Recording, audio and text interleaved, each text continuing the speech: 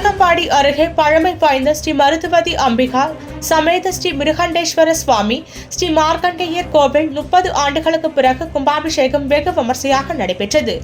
தருமபுரி ஆதீன மடாதிபதி உள்ளிட்ட ஆயிரக்கணக்கான பக்தர்கள் பங்கேற்று சுவாமி தரிசனம் செய்தனர். மயிலாடுதுறை மாவட்டம் தரங்கம்பாடி தாலுகா டி மணல்மேடு கிராமத்தில் உள்ள பழமை வாய்ந்த ஸ்ரீ மருத்துவதி அம்பிகா சமேத ஸ்ரீ மிருகண்டேஸ்வர சுவாமி ஸ்ரீ மார்க்கண்டேயர் ஆலயம் உள்ளது. இக்கோவிலில் ஸ்ரீ மிருகண்டு மகரிஷி பிள்ளை பெற வேண்டி சிவபெருமானை வழிபட்ட திருத்தலமாகவும் போற்றப்படுகிறது. ஸ்ரீ மிருகண்ட மகரிஷி நல்ல புத்திர பாக்கியம் ஏற்பட வெகு காலம் சிவ பூஜை செய்து வந்ததாக புராணங்கள் கூறுகிறது.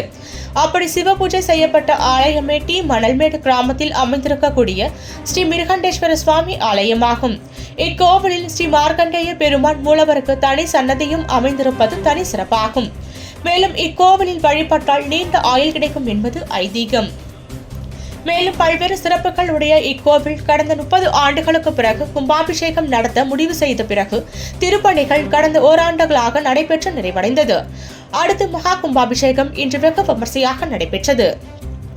இதனை முன்னிட்டு கடந்த 24ஆம் தேதி தேவதா அனுச்சை எஜமான சங்கல்பம் செய்து கோவில் வளாகத்தில் யாகசாலை அமைத்து விக்னேஸ்வரா பூஜை, மகா கணபதி ஹோமம், லட்சுமி ஹோமம், நவகிரக ஹோமத்துடன் புனித நீர் அடங்கிய கணக்கள் வைத்து கடந்த 28ஆம் தேதி முதல் கால யாகசாலை பூஜை தொடங்கியது.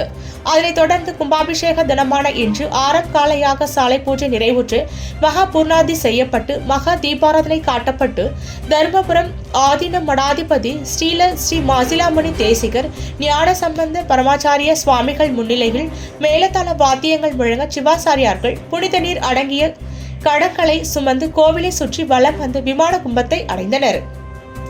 கோபுர கலசங்கள் மீது புனித நீர் ஊற்றப்பட்டு மகா கும்பாபிஷேகம் வெகு விமர்சையாக நடைபெற்றது. இதில் ஆயிரக்கணக்கான பக்தர்கள் கலந்து கொண்டு சுவாமி தரிசனம் செய்தனர். அதைத் தொடர்ந்து பக்தர்களுக்கு அன்னதானம் வழங்கப்பட்டது.